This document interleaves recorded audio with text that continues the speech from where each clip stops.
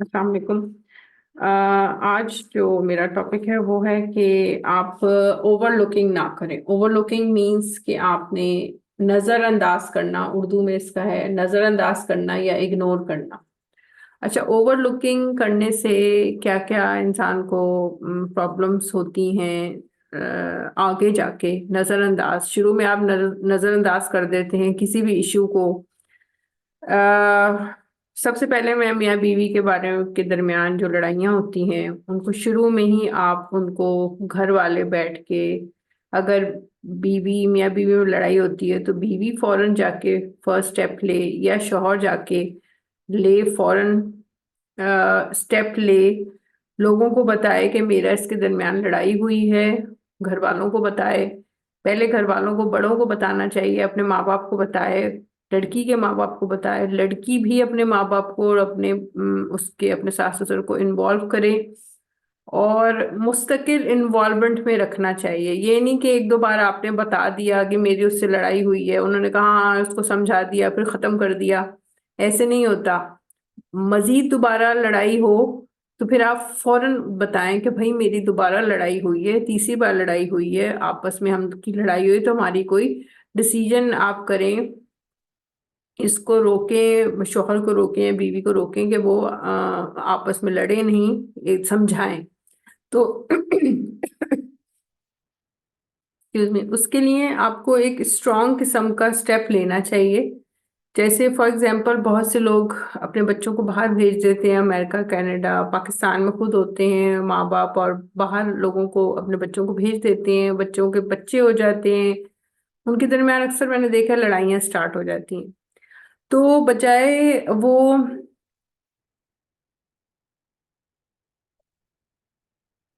आपस में ही लड़ते रहते हैं, लेकिन घर वालों को थोड़ा सा बताया, फिर वो कहते चलो वो तो जी पाकिस्तान में, हमें क्या जरूरत है उनको परेशान करने की, खुद ही लड़ते रहते हैं आपस में।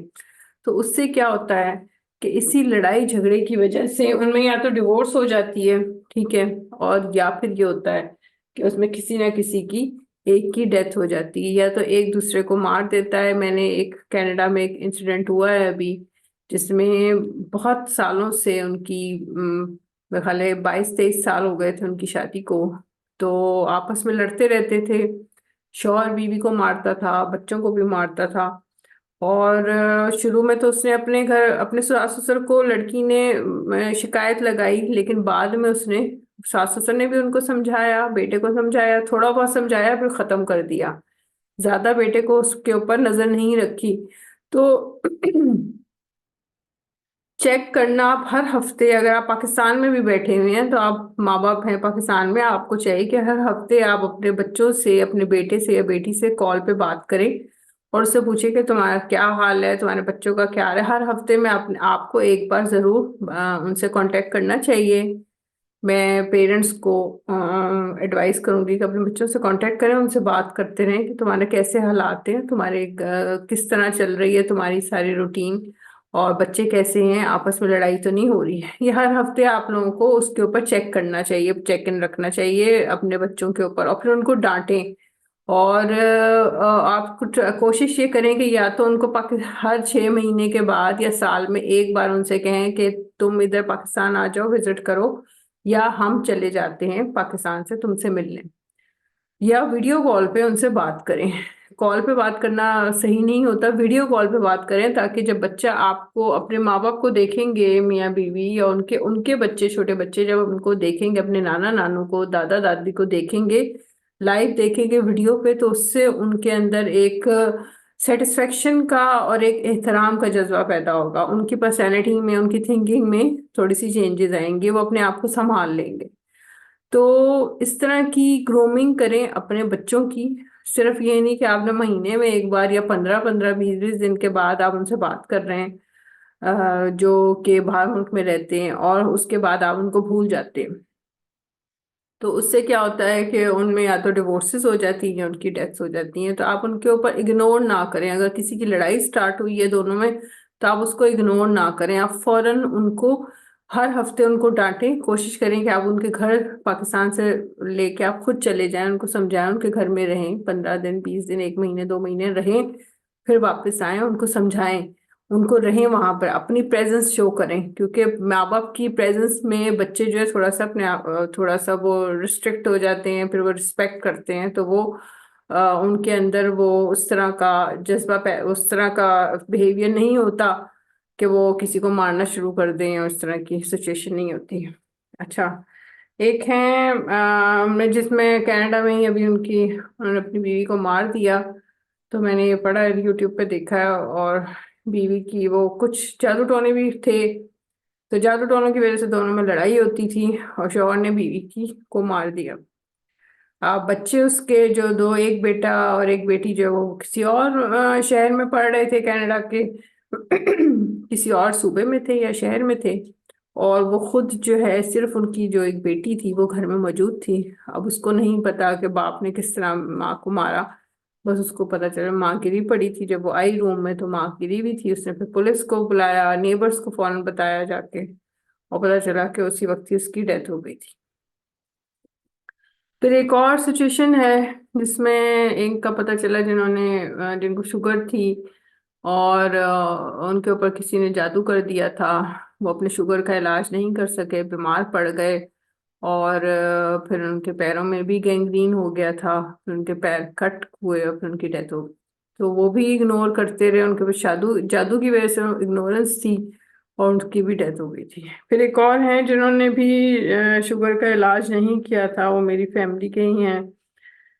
तो उन्होंने जादू शुगर का इलाज नहीं किया था, उनकी वाइफ भी सही तरह उनका ध्यान नहीं रखती थी, और कहती थी कि मेरे तो अपने मेरी कंपनी में मेरे बड़े हैं वो, तो अपने शौहर उन पर ध्यान नहीं रखती थी उनकी।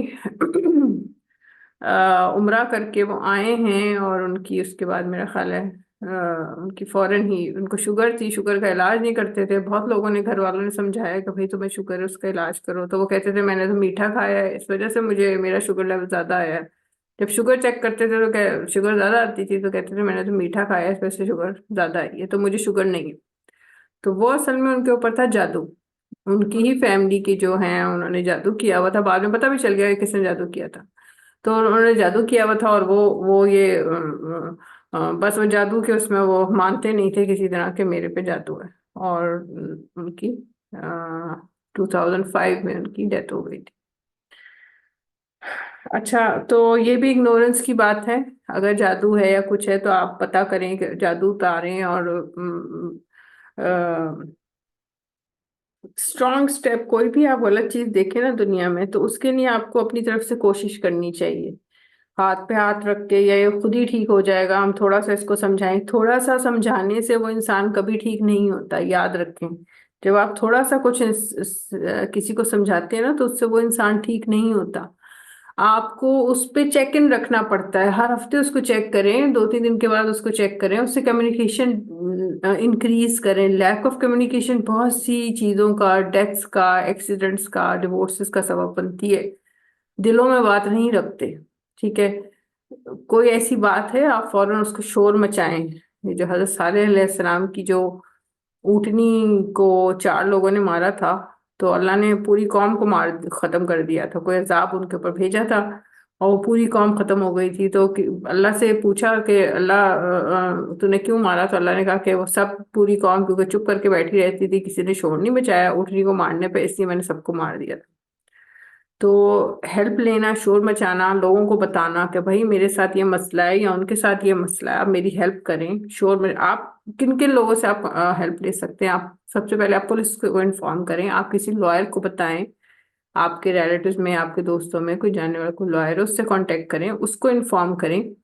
फिर मीडिया के लोग हैं, जैसे कि चैनल्स वाले होते हैं, अगर आप किसी से दोस्ती बना लें अपने चैनल के, किसी के साथ आप फ्रेंडशिप कर लें, चैनल में जो टीवी चैनल्स होते हैं, टीवी चैनल वालों के वो मीडिया होते हैं, वो फिर अगर आप उनको बता देंगे तो वो टीवी पे एक बात आ जाएगी, वो टीवी पे और सहाफी आ जाते हैं, और फिर वो एक चीज उनके पास बहुत सोर्सेज होते हैं, जो सहाफी होते हैं, जर्नलिस्ट होते हैं, इनके पास बहुत ज्यादा पावर होती है, इनके पास पुलिस भी होती है, इनके पास लॉयर्स भी होते हैं, तो इनको सपोर्ट हासिल होती है। तो आप कोशिश करें कि आप किसी जो टीवी चैनल्स वाले हैं उनसे कांटेक्ट करें, चैनल के ओनर से किसी से कांटेक्ट कर लें, वो आपकी हेल्प कर सकते हैं।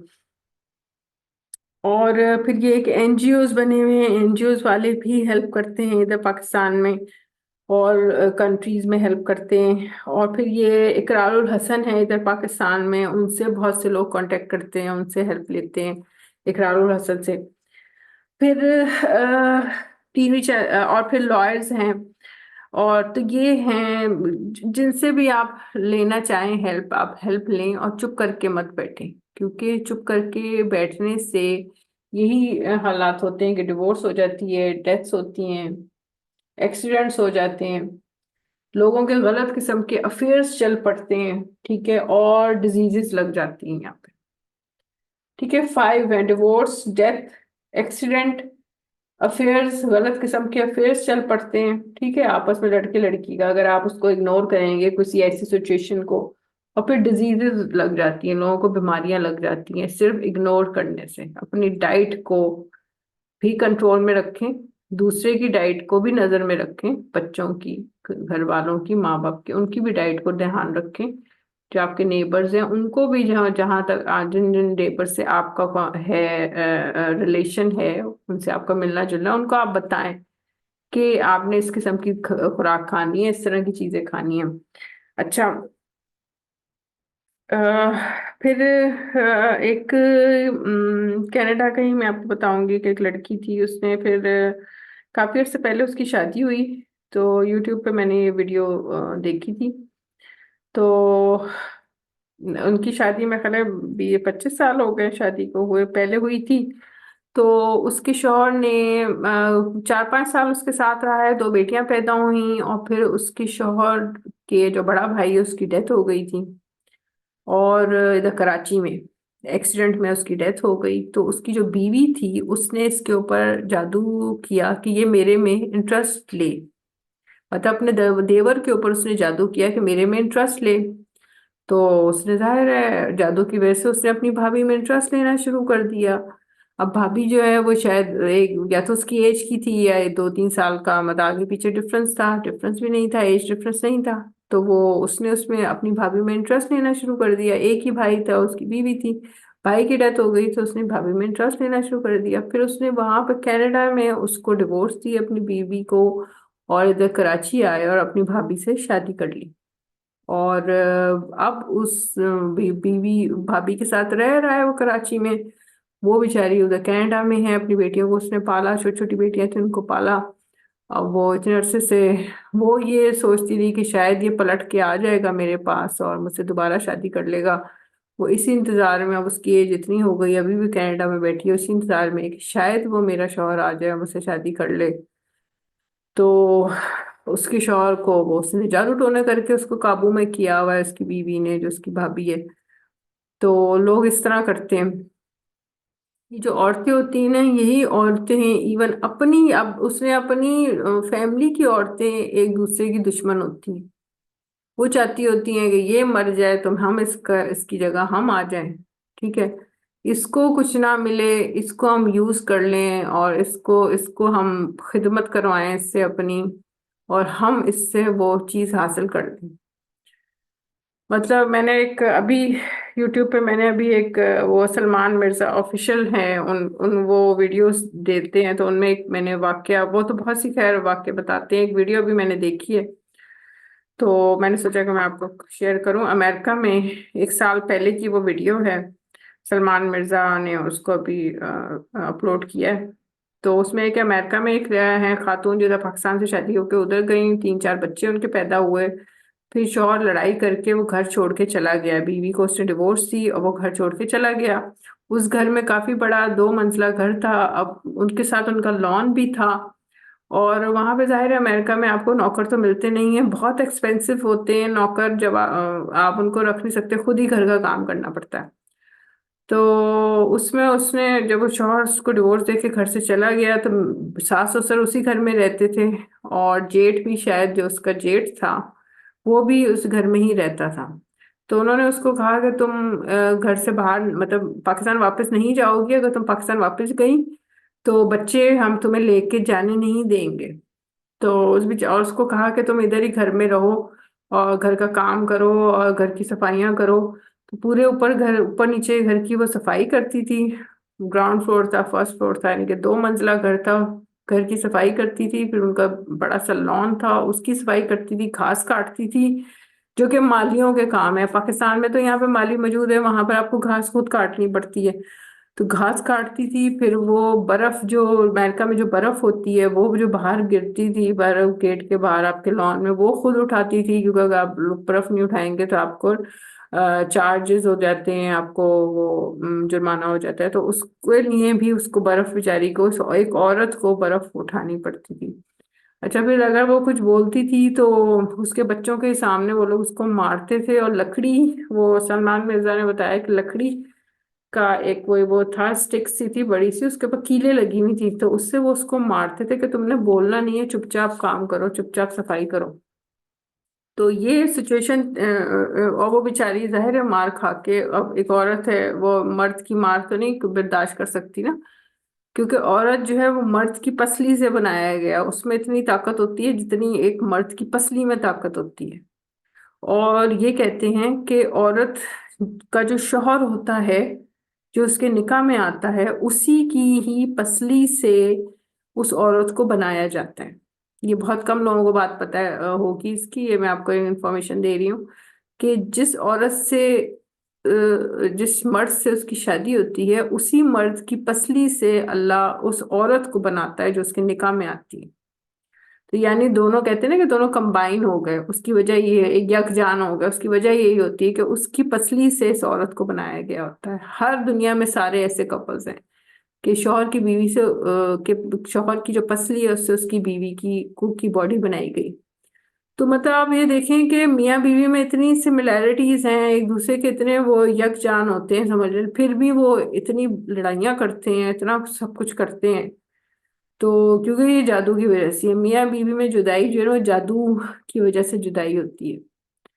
ठीक है, अगर किसी की डेथ हो गई या आप खुद नहीं रहना चाहते, मियाँ बीवी में से कुछ होते हैं कि खुद नहीं रहना चाहते होते, वो बात अलग है। लेकिन कुछ होते हैं, कुछ लोगों को जबरदस्ती हटाया जाता है कि तुमने इसके साथ नहीं रहना। वो आपस में रहना चाहते होते हैं, लेकिन शोहर को मना किया जाता है कि तुम ना रहो, या लड़की पर भी जबरदस्ती स्टार्ट कर देते हैं कि तुम उसके साथ दोनों ना मिले। ठीक है। तो ये बहुत ज्यादा हुआ है मेरी अपनी फैमिली में, ये मैंने देखा है कि लोगों ने कोशिश करके मियाँ बीवी को अलग अलग किया है।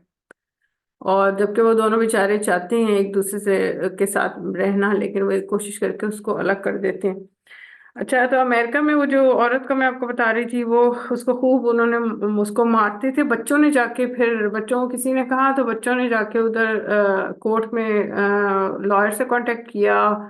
लॉयर ने कोर्ट में जाके ये केस बताया कि ऐसे हो रहा है इस घर में, उनकी माँ को मारा जा रहा है। बच्चों ने फिर जज के सामने जाके उन्होंने सारा बताया कि हमारी मामा को जो है वो ऐसे मारते हैं, लकड़ी का वो है, उसके ऊपर कीले लगी हुई हैं, उससे मारते हैं। और कहते हैं कि अगर तुम बोलोगी तो जो है ना, बोलना नहीं, चुप करके काम करो घर के। और पाकिस्तान जाओगी तो अकेली जाओगी, बच्चे तुम्हारे साथ नहीं जाएंगे पाकिस्तान। तो फिर पुलिस, कोर्ट ने एक्शन लिया। जज ने फिर पुलिस भेजी उनके घर, और पुलिस ने उसके सास ससुर को और उसके जेठ को, जो उसके ऊपर जुल्म करते थे, उसको अरेस्ट किया। अब उनको, वो लोग जेल में हैं, और ये औरत आराम से सुकून से अपने बच्चों के साथ किसी और घर में रह रही है। तो अल्लाह ने इसको, शुक्र है कि इसको बचा लिया, उन लोगों ने इसको जान से नहीं मारा। ये मुझे, जब मैंने वीडियो पूरी सुनी तो मुझे बड़ा खुशी हुई कि चलो वो बेचारी मर गई, उसको मतलब वो जिंदा रही, उसको मारा नहीं उन लोगों ने। तो बहुत से ऐसे केसेस होते हैं जिसमें लोगों को मार दिया जाता है। तो अगर कोई ऐसे आप सिचुएशन देखें जिसमें आप देखें कि मारपीट हो रही है या कोई गलत बिहेवियर हो रहा है किसी के साथ, तो आप उसको फौरन एक्शन लें उसके ऊपर, उसको नजरअंदाज ना करें। उसको चुप करके नहीं, एक जरा से नहीं कि जरा सा समझाया, हाँ अब ये समझ जाएगा, वो आइंदा नहीं करेगा।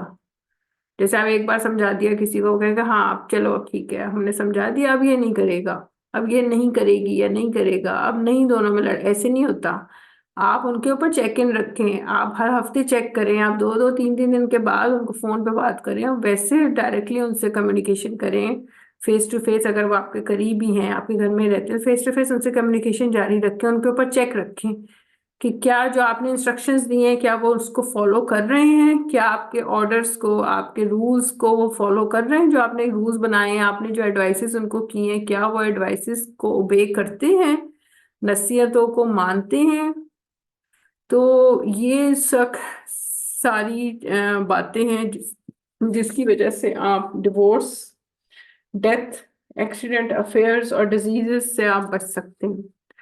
तो मैंने यही देखा है अब तक कि जहां जहां चुप करके बैठा गया है ना, कि बस जरा सा शोर मचाया और बस चुप करके बैठ गए कि हाँ ये तो खुद ही ठीक हो जाएगा, खुद ही ठीक नहीं होता। वो चीज कभी भी खुद ठीक नहीं होती। देखिए, चोर को ना पकड़ के जेल में क्यों बंद करते हैं?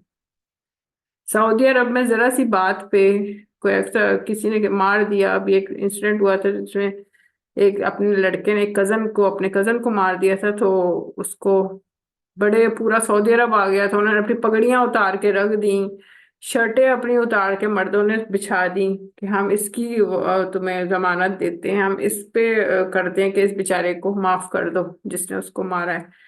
लेकिन जो जो मकतूल के जो वारिस थे उन्होंने कहा कि नहीं, हम नहीं मारे, हम नहीं इसको माफ करेंगे, इसको भी मरना है।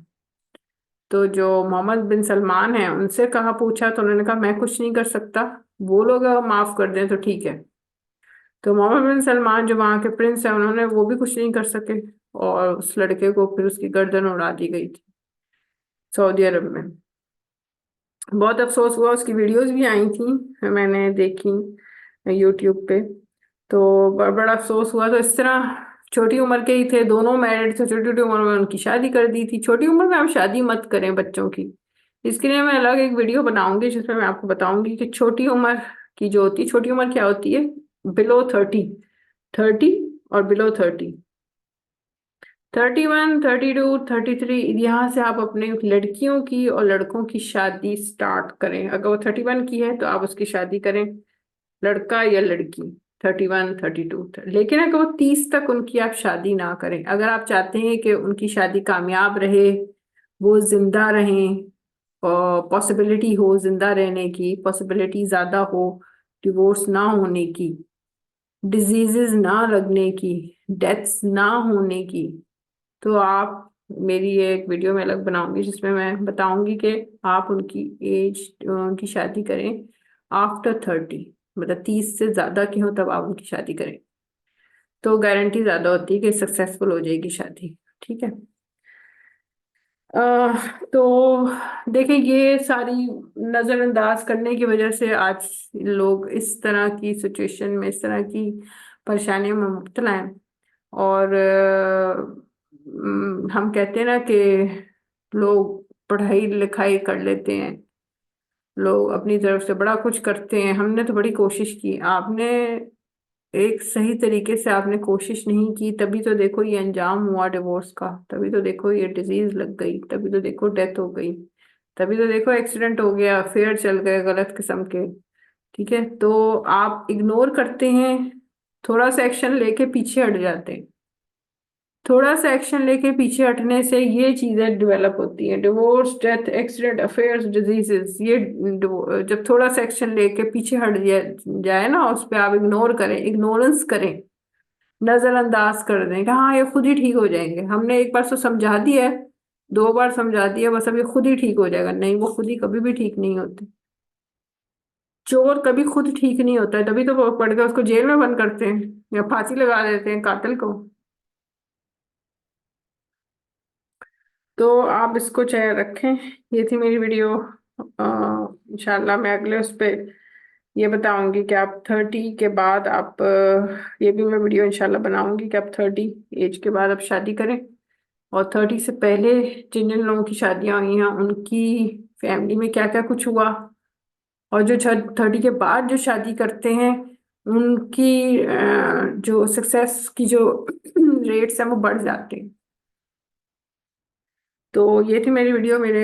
मुझे अब इजाज़त दीजिए। अच्छी वीडियो लगे तो उसको अच्छा सा कमेंट दीजिएगा, और मुझे दुआओं में याद रखिएगा, और मेरी उम्र लंबी होने की दुआ करें, आपकी भी अल्लाह उम्र लंबी करे। एक ना रमज़ान आजकल चल रहे हैं, तो मैंने एक वीडियो रमज़ान पर भी बनाने का सोच रही हूँ। तो इंशाल्लाह हो सकता है मैं वीडियो रमज़ान के उस पर भी बनाऊँ इंशाल्लाह। तो जब तक के लिए मुझे इजाजत दीजिए, अल्लाह ने के बाद।